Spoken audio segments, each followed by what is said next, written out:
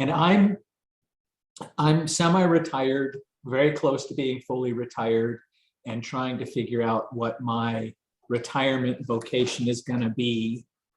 And the two primary sort of candidates are sort of hosting groups, and I'd like to host some small meditation and yoga retreat kinds of things at our lake house, and then also do Burning Man stuff.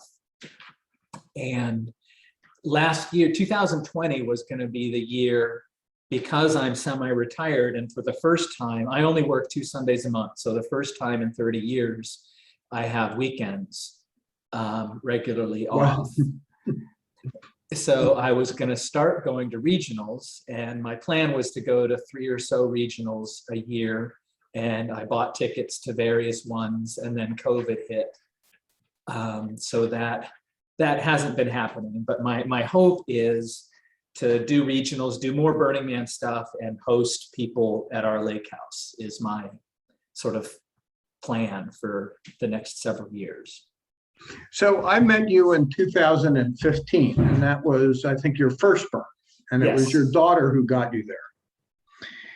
And you seem to have really been taken by it.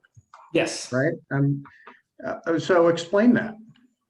Well, so when I went, I had been a priest for 25 years and was running the cathedral in Sacramento.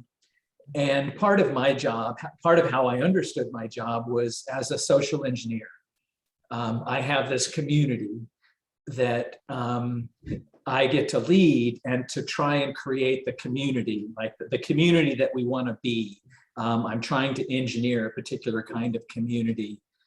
And I was doing so with limited success in creating a community of love and non-judgment and openness and acceptance and service and all of that. And then I went to Burning Man, and I experienced the kind of community that I'd been trying to create, and it was there. And a pivotal moment for me, like I arrived, I had church on Sunday, so I arrived on Monday, was experiencing the whole environment. And then a pivotal moment for me came when I was standing in line at Naked Crepes, and I met you. And you said 3 things to me that focused my experience. And you mentioned the quality of the community at Burning Man.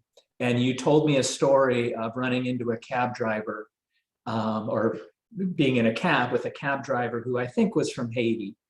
And you were in New York City, and he was talking about how the lack of community in the United States as compared to his homeland.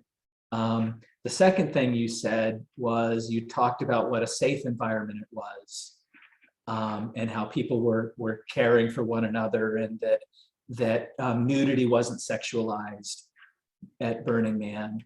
And then the third thing you said was you never realized how much energy you expended judging other people until you went to Burning Man.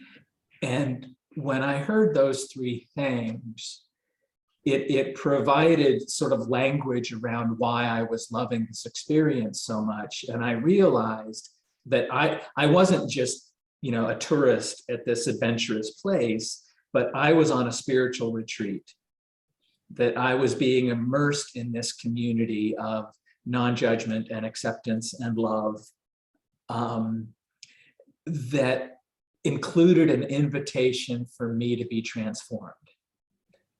And for me, it's a lot like going on, like I've been on 7-day meditation retreats where you meditate, for hour-long blocks multiple times a day. And you can't do that in your daily life. You can't sustain that level of meditation and hold a job or, drive a car. But you can do it for a week. And if you experience it for a week, something inside can shift that then impacts your default world life. And for me, that's what Burning Man is, going on a retreat where I experience and high level of community and safety and love and inclusion and non-judgment, that then a piece of that sticks with me and it shifts me for the rest of the year. And then layer onto that. So that was my experience of the first year.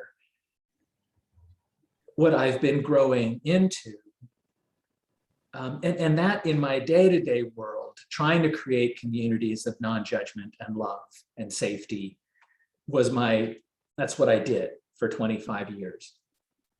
The new thing, the new vistas that Burning Man began to open up as I went for years then was a sense of play, an invitation for me to be more playful, an invitation for me to be more creative in my dress, less self-conscious about my physical being. And those were new avenues for me that I'm eager to get back, because I'm just starting to explore that sort of playfulness and openness. And then one other thing that I really appreciate about Burning Man is the principle of decommodification. And the sense that any gift that's given is just a free gift with no expectation of a quid pro quo. Nothing is a commodity used for something else. And my first year, I wrote a blessing that was going to be my gift to people. And my first year, I offered that blessing, but I also had a little card that had my contact information and the words of the blessing on it that I would give people. And I realized after doing that a few times that I was commodifying, in my heart, I was commodifying the blessing by giving them my card and wanting them to see, oh, this is an Episcopal priest. This was a cool blessing. The Episcopal Church must be a cool church. I was trying to market my brand. Right. And after doing that a few times, the ethos of the environment held me accountable. And I was like, this just doesn't feel right here to do that. And I threw the cards away. And just right. I mean, one side of the card was fine, right? It's the other side that's where you're saying it's you. Right. So for future years, I would put my name and my Burning Man address so that people could find me on the playa, but I didn't have anything about my church and I had the words of the blessing. But I didn't have anything, that was trying to market my brand.